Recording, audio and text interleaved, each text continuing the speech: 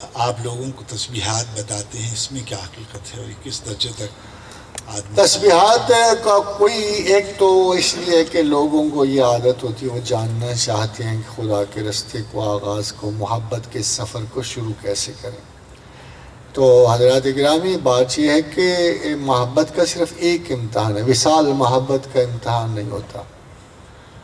تو نمی دانی ہنوز شوق بے میرت ز وصل، وصل میں تو محبت رہتی کوئی، تعلق اور پوزیشن رہ جاتا، فراق میں محبت ہوتی، اور فراق میں پتہ لگتا ہے کہ کون کسے کتنا چاہتا ہے۔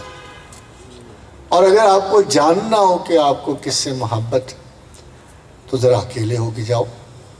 جو آپ کو دن رات ستائے گا، صبح و شام یاد آئے گا، جو آپ کو ہر مقام ہر گھڑی، جو دیکھتا ہی نہیں ہے کہ بندہ کہاں ہے، بازار میں ہے، گلی کوچے میں ہے، چھت پہ ہے، جو آپ کو اس بری طرح یاد آئے گا، اسی سے محبت زیادہ ہو۔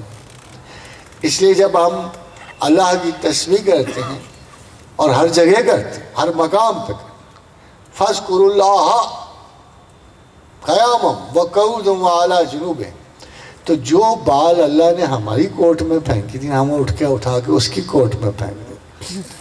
ہم اسے کہنے کی کوشش کرتے ہیں، اے اللہ ہم نے تیری چاہت میں دریغ نہیں کیا، آج کھانا نہیں کھا سکا، تسبیح کیے، آج بڑا ضروری کام تھا نہیں کر سکا، تسبیح کیے، تیری یاد کو ہم کبھی نہیں بھولے۔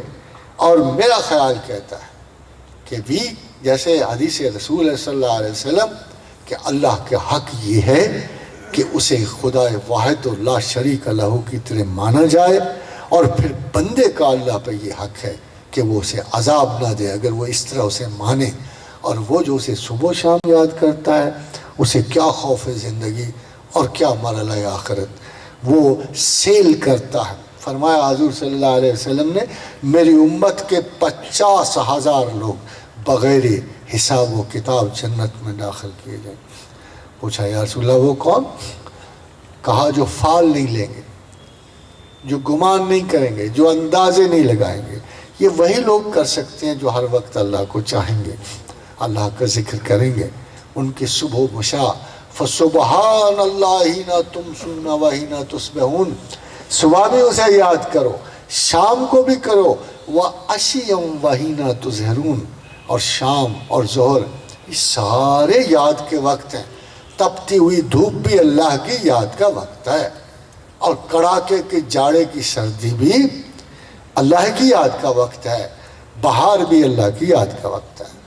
بہار خزاں اگر حضور خداوند کے ساتھ ہو تو بہار بن جاتی ہے، اور بہار نظر تغافل ہوئی خزاں ٹھہری۔